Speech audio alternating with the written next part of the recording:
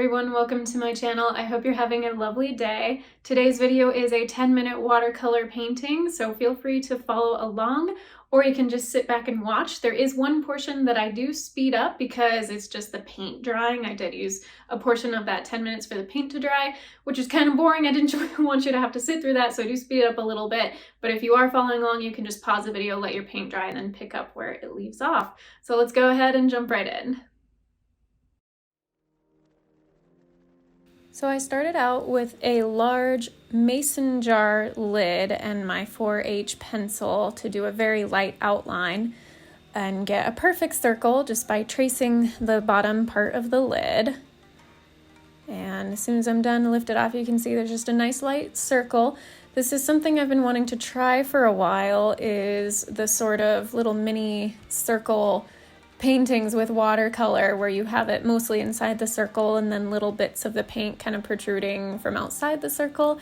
I think they're just fun and pretty and whimsical, so that's what I'm doing. And starting out with my size 6 round brush, and that was cadmium yellow medium, and now I'm going in with some cadmium red light and a very saturated brush, lots of color, lots of water, and you can tell there's kind of a hard line. It's just barely bleeding into each other even though it's wet into wet. So I completely rinsed my brush and then really patted it dry, or not completely dry, so it was just barely damp on my towel, and then I go back over into the very wet paint and start spreading the cadmium red light into that cadmium yellow medium, so it creates more of a smooth gradient.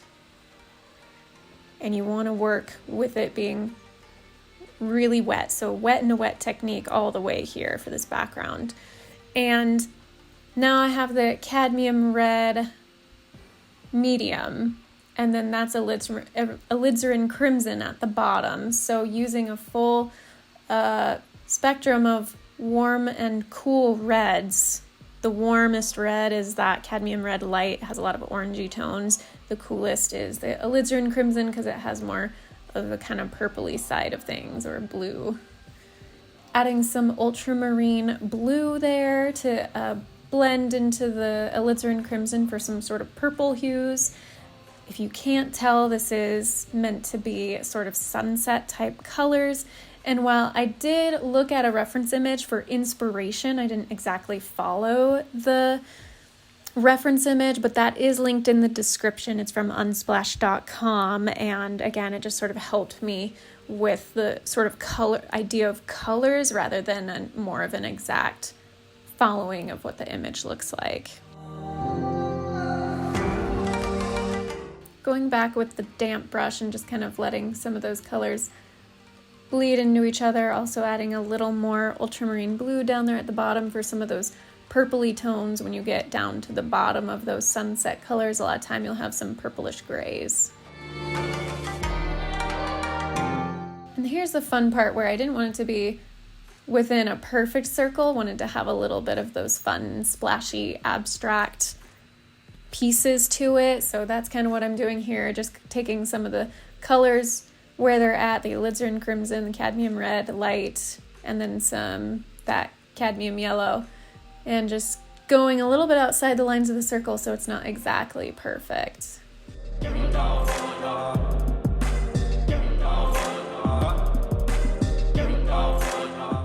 I also wanted to add the lovely fun splashes and drips and drops, and I didn't have quite enough water on my brush when I first started, and I realized I kept adding paint and water and I didn't have quite enough. So finally, this last time, I think I get enough where it really starts flicking the paint and you get some of those yellow flecks along the paper.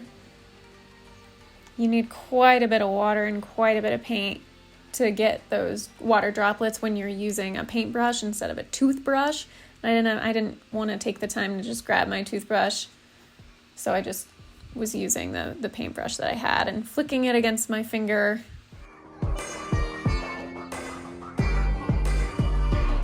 Here's that sped up version where I'm just kind of blowing on it to get it to dry as much as I could. It took about a minute, 10 seconds. So now we're back in real time, and the paint is mostly dry. There's a couple like damp spots, but for the most part you want it to be really dry.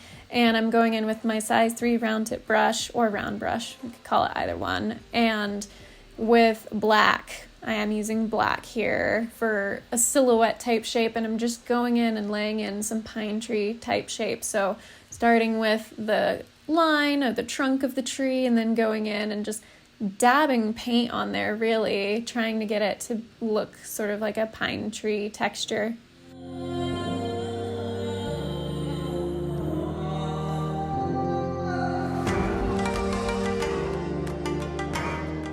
Just very gently, very lightly, dab, dab, dab. Try to get some of those bristles to create a bit of a texture effect like pine needles.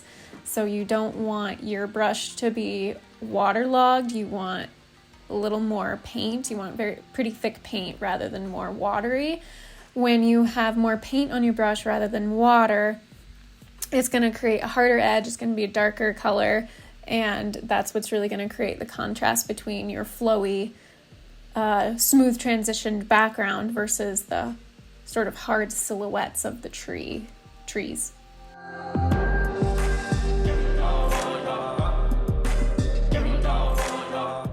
And I also decided here, instead of keeping it exactly within a perfect circle shape, to go a little bit beyond the edges of that circle, just have fun with it going a little bit outside. So you have sort of a little microcosm painting within the circle, but then it starts to bleed beyond the edges. It gives it a little bit of a fantastical quality, I think, and I enjoy that. Fantasy is one of my favorite genres, so it's kind of fun to give it a little bit of a magical quality.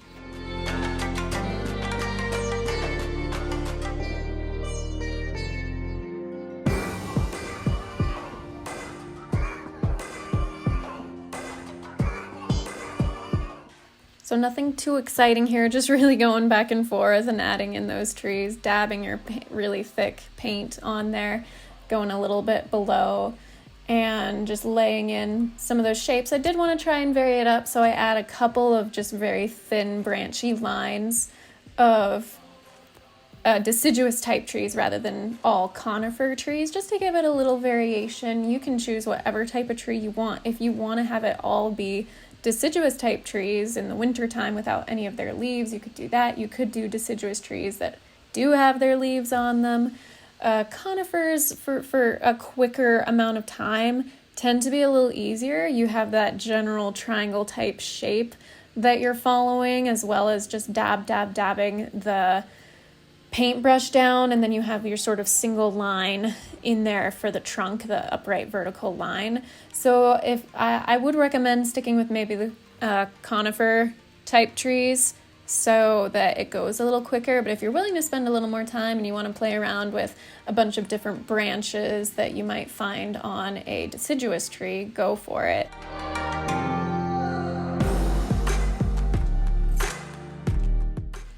I realized I didn't have quite enough water on my brush. It can be such a challenge with watercolor to get the right amount, the right ratio of water to paint. So if you have too much water, it's going to get really flowy and your color is going to kind of go all over the place. But if you don't have enough water and your paint is kind of dry, you're just going to get streaky little kind of streaks that don't create a continuous line. So you have to then re-wet your brush, dab it on your towel, and then dip it back in the paint until you have the correct or a ratio that looks good, where you're able to really lay in some thick lines and brush strokes.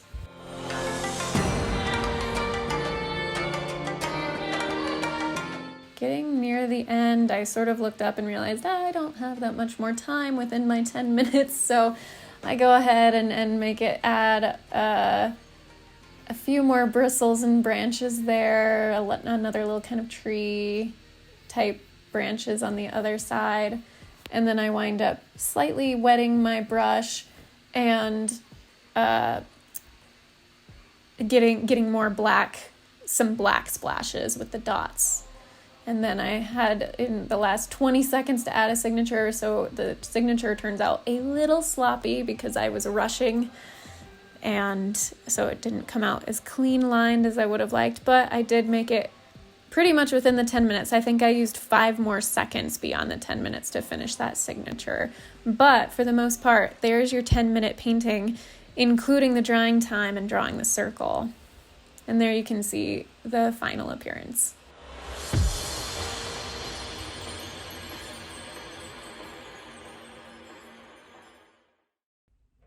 Thank you so much for watching. I hope you did enjoy that. If you did, please hit that like button and consider subscribing. I'd be very appreciative.